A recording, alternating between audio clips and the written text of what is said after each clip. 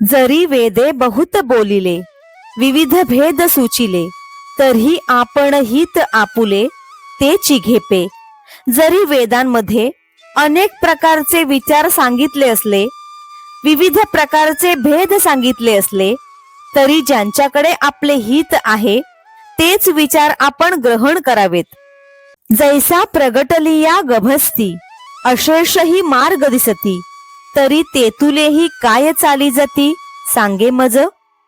ज्याप्रमाणे सूर्याचा उदय झाला असता सर्वच मार्ग दिसू लागतात, परंतु त्या सर्वच मार्गांनी माणूस जाऊ शकतो काय, हे सांग बरे.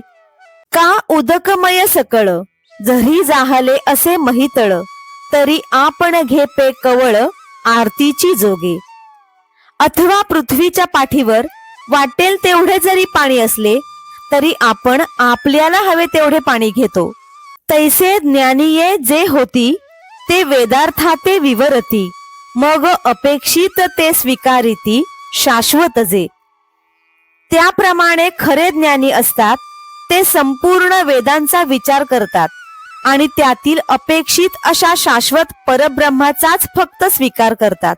कर्मण्येवाधिकारस्ते मा फलेषु कदाचन, मा कर्मफल हेतुर्भुर्मा ते संगोस्त्वकर्मणि. अर्जुना, तुला फक्त कर्म करण्याचा अधिकार आहे.